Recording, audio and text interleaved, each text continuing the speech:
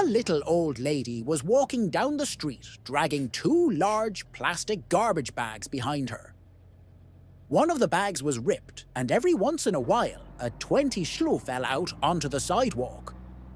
Noticing this, a policeman stopped her and said, "Ma'am, there are $20 notes falling out of that bag." "Oh, really?" said the little old lady. "I'd better go back and see if I can find them. Thanks for telling me, officer." "Well now, not so fast," said the cop. "Where did you get all that money? You didn't steal it, did you?" "Oh, no," said the old lady. "You see, my back garden is right next to a golf course. A lot of golfers come and pee through a knothole in my fence, right into my flower garden. It used to really tick me off. Kills the flowers, you know. Then I thought, why not make the best of it? So now I stand behind the fence by the knothole, real quiet, with my hedge clippers. Every time some guy sticks his thing through my fence, I surprise him, grab hold of it and say, 'Okay, mate, give me $20 or off it comes.'" "Well, that seems only fair," said the cop, laughing. "Okay, good luck. Oh, by the way, what's in the other bag?" "Not everybody pays. Two little boys stole a big bag of oranges from a neighbor. They decided to go to a quiet place to share the lot equally. One of them suggested the nearby cemetery. As they were jumping over the gate to enter the cemetery, 2 oranges fell out of the big bag, but they didn't bother to pick them up since they had enough in the bag. A few minutes later, a drunkard on his way from a bar passed near the cemetery gate and heard a voice saying, 'One for me, one for you. One for me, one for you. One for me, one for you.' He immediately sobered up and ran as fast as he could to a church nearby. For the priest, 'Father, please come with me.' They both ran back to the cemetery gate, and the voice continued, 'One for me, one for you. One for me, one for you. One for me, one for you.' Suddenly, the voice stopped counting and said, 'What about the 2 at the gate?' 3. A guy was on his boat, fishing in a pond, and caught way over the bag limit. He was heading back to the dock when the game warden stopped him and asked to check what he caught. The warden opens the fisherman's cooler and sees that the guy has surpassed his limit by about 20 fish. The warden tells the man he has too many fish, and he is going to cite the fisherman. The fisherman says, 'No, you see, these are my pet fish. I didn't catch them, I called them to me.' The warden doesn't believe the guy, so the fisherman tells the warden he will show him. The guy dumps the cooler of fish in the water. The warden waits a minute and says to the guy, 'Okay, now call the fish back.' 'What fish?' 4. A paper bag goes to the doctor and complains of feeling really ill. The doctor does a lot of tests and tells the paper bag to come back next week for the results.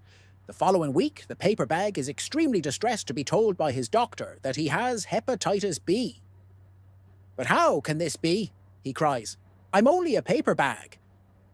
'Well, have you had unprotected sex in the last year?' asks the doctor. 'No, how can I?' He shouts, 'I'm only a paper bag.' 'How about sharing needles, giving blood, anything like that?' 'I've said to you before,' the paper bag sobs. 'How can I? I'm only a paper bag.' 'Ah,' says the doctor, shaking his head sadly. 'As I suspected, your mother must have been a carrier.' 5. A man wanted to literally die with his $1, so he trusted 1/3 of his money to a priest, 1/3 to a doctor, and 1/3 to his lawyer to bury him with it when he died. After his death, at the man's funeral, the priest whispered to his dead body and placed a bag in his coffin. The doctor then proceeded to whisper to the body and placed a bag in there as well. Then the lawyer went and dropped off a bag and moved on. As they were carpooling back from the funeral, the lawyer asked what the priest whispered.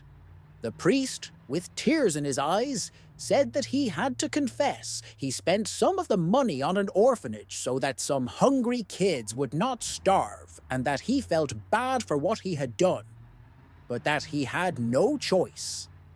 The doctor then admits that he too had to let him know that one of his patients needed a surgery that he alone could not do, and that he spent some of the money to save the person's life. The lawyer looks at them with scorn and says, "How could you? You have betrayed a man's last and dying request." The doctor and priest look at the lawyer and ask, "So your bag had all the money he entrusted you with?" To which he replies, "Damn right, I wrote the check for the full amount, not a penny less." 6. A young blonde, out of money and down on her luck, needed some quick cash. Desperate, she decided to kidnap a child and hold it for ransom. She went to the local playground, randomly grabbed a kid, took him behind a nearby building, and in a stern voice she told him, "You've been kidnapped, young man." Once the kid understood what was happening and was sitting quietly, she wrote a ransom note that said, "I've kidnapped your kid. Tomorrow morning at 7 o'clock, put $10,000 in a brown paper bag and leave it under the pine tree next to the slides on the south side of the playground." She signed it Blondie. She pinned the note to the kid's striped t-shirt and then sent him home to show his parents. The next morning, the blonde went to the playground, looked under the pine tree, and there it was, the brown paper bag. She looked in the bag, and the $10,000 she demanded was there, along with a note that said, "How could you do this to a fellow blonde?" 7. A man goes to the doctor complaining of migraines and headaches. After giving the man a regular checkup and running some tests, the doctor eventually returned with 3 bottles. One with blue pills, one with green pills, and one with red pills. "This is a month's supply of pills," the doctor explains. "Every morning, take one of the blue pills with a large glass of water. Every lunchtime, take one of the green pills with another large glass of water. And at bedtime, take one of the red pills with another large glass of water." Concerned with the number of pills he's going to be taking, the man asks, "What's wrong with me, doctor?" "You're not drinking enough water." 8. A priest, a lawyer, and an engineer are to be guillotined. The priest puts his head on the block, and the rope is pulled, but nothing happens. He claims he has been saved by divine intervention and is released. The lawyer puts his head on the block, but again, nothing happens. He claims he can't be executed twice for the same crime and is set free. The engineer places his head under the guillotine. He looks up at the release mechanism and says, "Wait a minute, I see your problem." 9. A lawyer, a priest, and an engineer meet each week for a game of golf. One day, they get stuck behind the slowest group of players they have ever seen. They were hitting the balls all over the place, getting stuck in just about every trap and patch of rough, and missing just about every putt. Finally, the group gets frustrated and heads to the clubhouse to find the manager. "What's with that group of players? They're the worst I've ever seen. They're holding up the course." The manager looks sheepish. "They're retired firefighters. They lost their eyesight running into a burning orphanage to save the children. They love golf, so I let them play for free for charity." The priest looks ashamed of himself. "As a man of God, I feel terrible for getting angry at those men. At my next sermon, I'll see if I can get a collection going for their families." The lawyer likewise looked chagrined. Same here. I'll check with my firm and see if we can't open a case to get them awarded restitution for their pain and injuries. The engineer says, why can't they play at night? 10. A blonde lady motorist was about 2 hours from San Diego. A blonde lady motorist was about 2 hours from San Diego when she was flagged down by a man whose truck had broken down. The man walked up to the car and asked, "Are you going to San Diego?" "Sure," answered the blonde. "Do you need a lift?" "Not for me.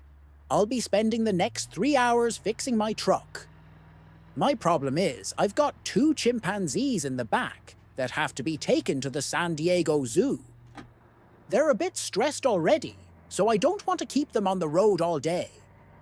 Could you possibly take them to the zoo for me? I'll give you $100 for your trouble."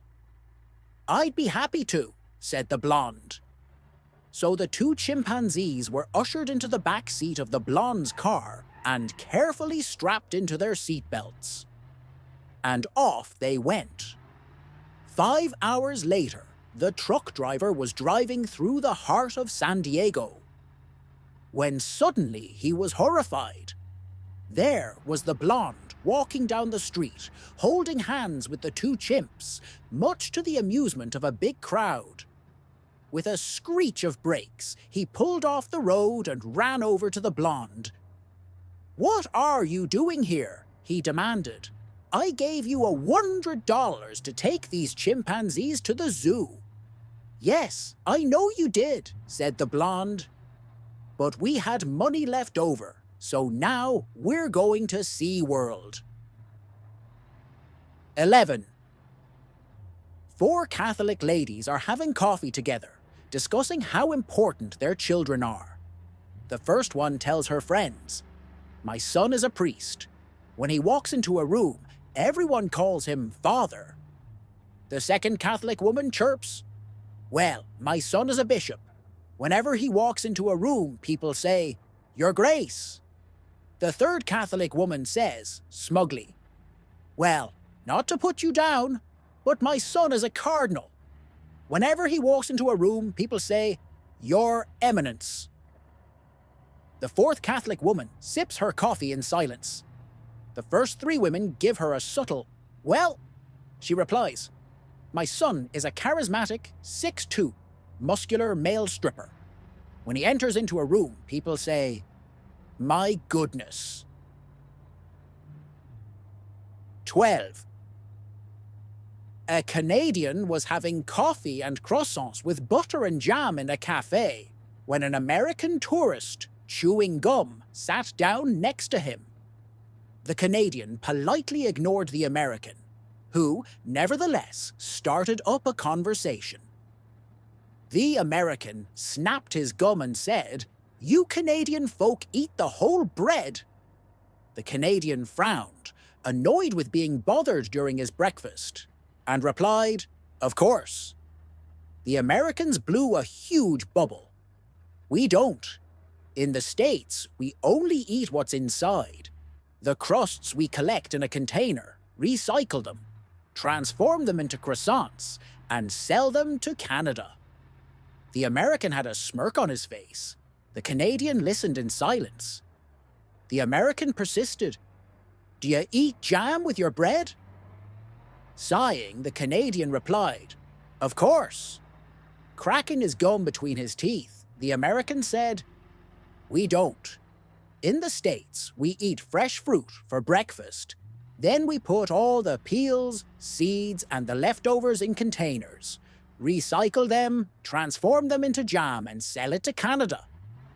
The Canadian then asked, "Do you have sex in the States?" The American smiled and said, "Why, of course we do." The Canadian leaned closer to him and asked, "And what do you do with the condoms once you've used them?" "We throw them away, of course." Now it was the Canadian's turn to smile. "We don't. In Canada, we put them in a container, recycle them, melt them down into chewing gum, and sell them to the United States. Why do you think it's called Wrigley's? 13. A man deposits $1,000 cash into his bank account every day. The bank employees start getting a little suspicious and tell the manager about the customer. The manager tells them to let him know the next time he makes a deposit. Surely enough, the next day he comes with $1,000 in cash to deposit into his account. The tellers tell the man that the manager would like to see him. The manager, who sits in a giant glass office on the bank floor, welcomes the man and then asks him how he gets a $1,000 to put in every day. The man tells him, "Well, I make a lot of bets, and that's where all the money is from." The manager doesn't believe how he can make all that money just by betting. So the man says, "Okay then, I bet you $1,000 I can bite my eye." "That's impossible," says the manager, and places $1,000 on the table. The man takes out his glass eye, bites it, and takes the money. "Okay, that's not fair to you. You didn't know I had a glass eye. I bet you double that I can bite my ear." The manager thinks that it's impossible and is desperate to get his money back. Deal. The man then takes out his dentures and bites his ear.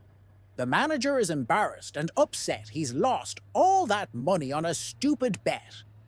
The man notices this and says, "Okay, you seem upset. I'll make it up to you fair and square. Tomorrow I'll come back and I bet you $5,000 I can guess what color underwear you're wearing." The manager thinks this over and sees that there's no way the man will be able to guess and agrees. He later goes shopping for the craziest, most colorful pair of underwear he can find. The next day, the man is back in the manager's office. The manager goes, "All right then, try and guess what color I'm wearing. I'm more than certain that you'll never be able to." "White," the man says. The manager jumps up, takes the money, and yelps, "Aha! Wrong!" and pulls down his pants to reveal rainbow-colored underwear. The man jumps up and yelps, "Aha! I win!" The manager is confused and says, "What are you talking about? You guessed wrong and lost the bet." "Yeah, I lost that bet. But I also bet all your employees out there watching that I could get you to pull down your pants." "Ah. Now, if you subscribe, you'll win a chance to have your wife to yourself for tonight. So, hit that subscribe button. Don't wait, just do it. Who's stopping you? You can do this. Oops, and thank you if you've already subscribed.